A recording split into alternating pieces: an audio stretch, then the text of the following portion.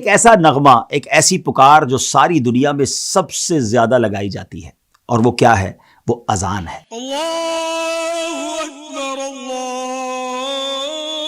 اکبر۔ سبحان اللہ، رب عز و جل نے اذان کا کیا شاندار نظام ہمیں عطا فرمایا ہے۔ اگر غور کریں نا ناظرین دنیا کے نقشے پہ، یہ آپ کو جو فجی نظر آ رہا ہے، یہ دنیا کا ایک طرح سے کونا ہے۔ سب سے پہلے فجر کی اذان یہاں ہوتی ہے، اور فجر کی اذان جب یہاں ختم ہوتی ہے تو اس کے بعد اگر آپ نقشے پر آگے بڑھتے جائیں تو نیوزی لینڈ، آسٹریلیا، انڈونیشیا، آگے آئیں تو پھر جناب Singapore, Malaysia, Japan, Hong Kong, پھر آ جائیں تو کولمبو، پھر بنگلہ دیش، انڈیا، پاکستان۔ ہمارے وطن پاکستان میں پھر فجر کی اذانوں کا سلسلہ ہوتا ہے، پھر یہ سلسلہ آگے چلتا ہے تو اس کے بعد آپ آگے چلیں تو عرب ممالک، گلف ایریاز، اور پھر آگے چلیں تو یورپی ممالک، پھر امریکہ اور کینیڈا میں اذان فجر ہوتی ہے۔ جیسے ہی یہ اذان فجر وہاں ختم ہونے کا وقت ہوتا ہے تو جناب پھر فجی میں ظہر کا وقت شروع ہو جاتا ہے۔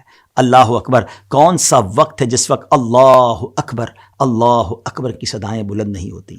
اور شیطان کو اذان بالکل بھی پسند نہیں ہے۔ جی ہاں ناظرین، شیطان کے لیے تو ایک میزائل کی طرح ہے، اس کو تو بڑی تکلیف ہوتی ہے اذان سے، اور اس کی بڑی وجہ یہ ہے کیونکہ شیطان سجدہ نہ کرنے کی وجہ سے مردود ہوا۔ اور اذان دراصل کیا ہے؟ اذان تو نماز کے لیے تو بلاوا ہے، اللہ کی طرف بلایا جاتا ہے، مسجدوں کی طرف بلایا جاتا ہے، اور لوگ اذان کے بعد رب کو سجدے کرتے ہیں۔ تو شیطان کب یہ چاہے گا کہ ہم اذان سنیں اور اذان سے محبت کریں؟ بدقسمتی سے کہنے میں مزہ نہیں آ رہا، لیکن لوگ اب مسجدوں کے قریب گھر نہیں لیتے۔ مسجد کے قریب پراپرٹی تھوڑی سی کم قیمت پہ بکتی ہے، اور شاید اس کی وجہ یہ ہے کہ اذان کی آواز زیادہ آئے گی یا تھوڑا سا پارکنگ وغیرہ کا شاید پرابلم نہ ہو جائے۔ نہیں ناظرین، مسجد تو اللہ کی پسندیدہ جگہ ہے زمین پر۔ ہمیں تو ایسی جگہ گھر لینا چاہیے کہ جہاں عاشقان رسول کی مسجد قریب ہو، جہاں ہم نمازیں با جماعت ادا کر سکیں اور ہمارے گھروں میں اذان کی آواز آئے۔ احادیث میں مضمون ملتا ہے کہ جب اذان ہوتی ہے تو شیطان جو ہے وہ روحہ تک چلا جاتا ہے۔ مدینہ پاک سے روحہ جو ہے وہ آلموسٹ 36 مائلز ہے، یعنی اذان کی آواز سے شیطان اتنا دور بھاگ جاتا ہے۔ تو اگر ہمارے گھروں میں اذان کی آواز آئے گی تو شیطان انشاءاللہ ہمارے گھروں سے بھی دور بھاگ جائے گا۔ بلکہ امیر اہل سنت جو فاؤنڈر آف دعوت اسلامی، انہوں نے تو بڑی ایک پیاری نیت بھی ہمیں عطا فرمائی کہ اپنے گھر میں جب روشن دان بنائیں، ہم کھڑکیاں تو بناتے ہی ہیں نا، ایک تو نیت یہ ہوتی ہے کہ اس میں سے ہوا آئے گی، روشنی آئے گی، مگر ایک نیت اور شامل کر لیں کہ اس میں سے اذان کی آواز بھی میرے گھر میں آئے گی، تو سبحان اللہ کتنی برکتیں حاصل ہو جائیں گی، اور کھڑکی بنانے کا بھی ہمیں ثواب ملے گا۔ تو ناظرین، بلکہ اذان تو اتنی بڑی نعمت ہے کہ اگر اذان کا جواب دیا جائے، احادیث میں یہ مضمون ملتا ہے کہ اگر